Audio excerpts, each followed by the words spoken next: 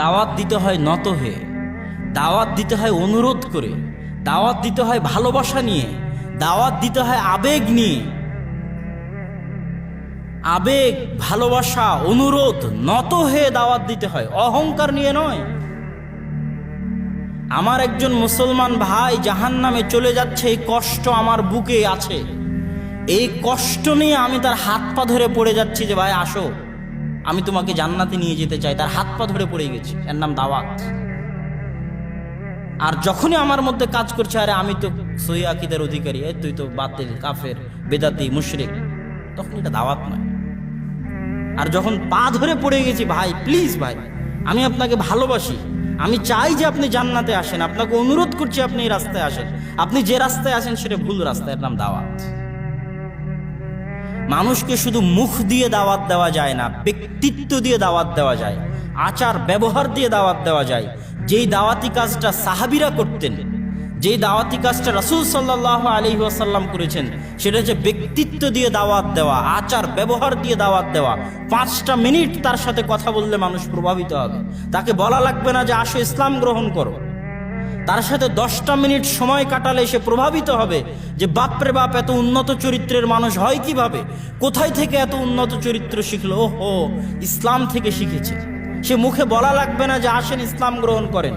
আর আমাদের পুরো দাওয়াতের ভিত্তি হয়ে গেছে মৌখিক দাওয়াত, কারো চরিত্র ভালো নয়, ইল্লা মান রাহিমা রব্বি, যার প্রতি আমার প্রতিপালকের দয়া আছে সে ব্যতীত। তাহলে আকীদায় সালাফি হয়ে কোনো লাভ নেই যদি চরিত্রে আপনি as-সালাফা সালেহ মুহাম্মদ সাল্লাল্লাহু আলাইহি ওয়াসাল্লাম এবং সাহাবীদের অনুসরণ না করতে পারেন। রাসূল সাল্লাল্লাহু আলাইহি ওয়াসাল্লাম, এই সহিহ বুখারীর মধ্যে প্রথম দিকের হাদিসগুলোতে আছে, রাসূল সাল্লাল্লাহু আলাইহি ওয়াসাল্লাম চিঠি লিখছেন আজিম আর রোমের বাদশার নিকটে। রাসূল সাল্লাল্লাহু আলাইহি ওয়াসাল্লাম চিঠি লিখেছেন।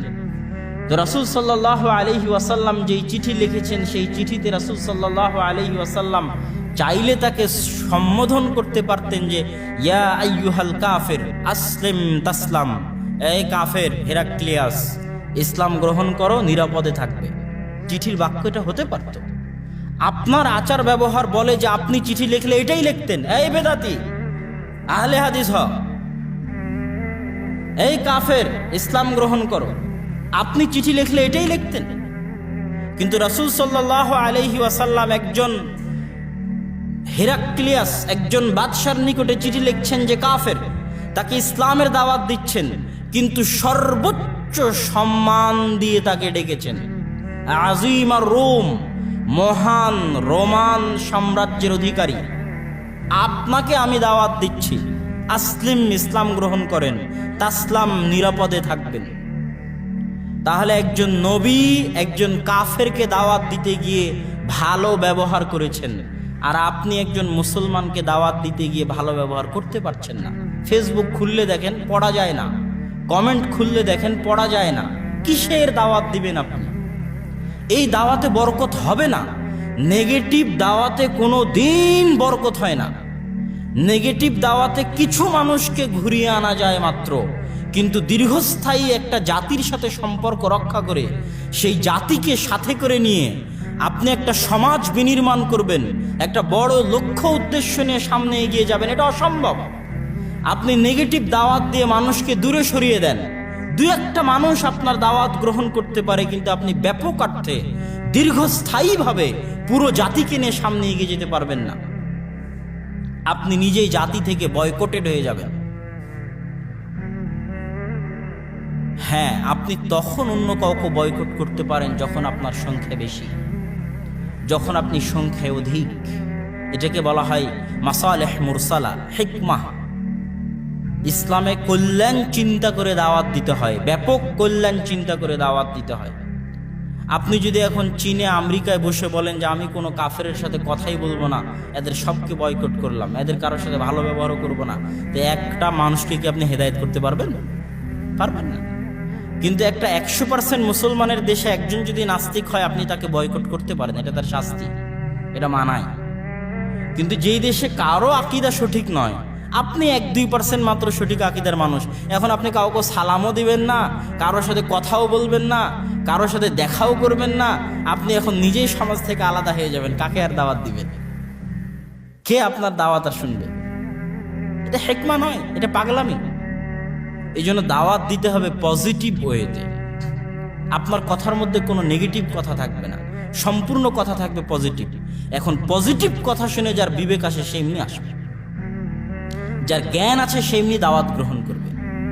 আর নেগেটিভ কথা দিয়ে আপনি নিজের গণ্ডিটাকে সংকীর্ণ করে দেন, অন্য সমাজ থেকে নিজেকে বিচ্ছিন্ন করে ফেলেন, দেশের মূল স্রোত থেকে নিজেকে বিচ্ছিন্ন করে ফেলেন। আর দেশের মূল স্রোত থেকে বিচ্ছিন্ন হয়ে যাওয়ার কারণে, সমাজ থেকে বিচ্ছিন্ন হয়ে যাওয়ার কারণে দাওয়াতি কাজ দীর্ঘস্থায়ীভাবে প্রভাবিত হয় এবং একটা বিশাল জাতিকে সাথে করে নিয়ে তাদেরকে সংশোধন করে নিয়ে সামনে এগিয়ে যাওয়ার যে মানসিকতা, এই মানসিকতা আর বাকি থাকে না। রাসূল সাল্লাল্লাহু আলাইহি ওয়াসাল্লাম মক্কার কুরাইশের কুফফারদেরকে ধ্যাট করে দূরে ঠেলে দেননি। তাদেরকে দূরে ঠেলে দিলে তিনি তাদেরকে নিয়ে সমাজ তৈরি করতে পারতেন না। তিনি তাদের সাথে ভালো ব্যবহার করে, যত দূর সম্ভব ভালো ব্যবহার করে সংশোধনের চেষ্টা করেছেন এবং এই সংশোধনের চেষ্টার কারণেই তিনি তাদেরকে নিয়ে একটা সমাজ তৈরি করতে পেরেছিলেন, একটা দেশ, একটা জাতি গঠন করতে পেরেছিলেন। কিন্তু তিনি তাদেরকে যদি ধ্যাত করে দূরে সরিয়ে দিতেন, তাহলে তিনি জাতি থেকে বিচ্ছিন্ন হয়ে যেতেন, সমাজ থেকে বিচ্ছিন্ন হয়ে যেতেন। ইসলাম গালেব হতো না, কোনোদিন সামনে এগিয়ে যেতে পারত না। কিন্তু তার উন্নত চরিত্রের কারণে, সৎ চরিত্রের কারণে, ভদ্র ব্যবহারের কারণে, তার দাওয়াতি কাজে মানুষ যতই বিরক্ত হোক, তিনি মানুষকে নিয়ে সামনে এগিয়ে যেতে পেরেছেন। কেন?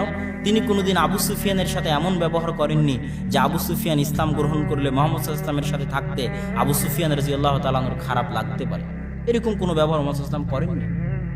ওমর রাদিয়াল্লাহু তাআলা আনহু কাফের থাকা অবস্থায় তার সাথে মুহাম্মদ সাল্লাল্লাহু আলাইহি ওয়াসাল্লামের এরকম কোনো ব্যবহার নাই। যেই ব্যবহার হলে ওমর রাদিয়াল্লাহু তাআলা আনহু ইসলাম গ্রহণ করার পর মুহাম্মদ সাল্লাল্লাহু আলাইহি ওয়াসাল্লামের সাথে থাকতে তার খারাপ লাগবে, অতীতের কোনো ব্যবহারের কথা মনে পড়ে। বরং ওমর রাদিয়াল্লাহু তাআলা আনহু এমন ব্যবহার করেছেন বা অন্যরাই এমন ব্যবহার করেছে যেই ব্যবহারের কারণে তাদেরকে অনুতপ্ত হতে হয়েছে রাসূল সাল্লাল্লাহু আলাইহি ওয়াসাল্লামের সামনে। কিন্তু আল্লাহ রাসূল নিজে যদি তাদের সাথে খারাপ ব্যবহার করতেন, কোনোদিনই তাদেরকে সাথে করে নিয়ে সমাজ গড়তে পারতেন না। কিন্তু আমাদের দায়ীদের অবস্থা দেখেন, আমাদের অবস্থা দেখেন, আমরা কেউই এদেশের মানুষদের নিয়ে সমাজ গড়তে পারবো না। কেননা ওই অবস্থা, ওই পরিবেশ আমরা বাকি রাখিনি। আমরা সবাইকে দূরে সরে দিয়েছি খারাপ ব্যবহারের মাধ্যমে, খারাপ কথার মাধ্যমে।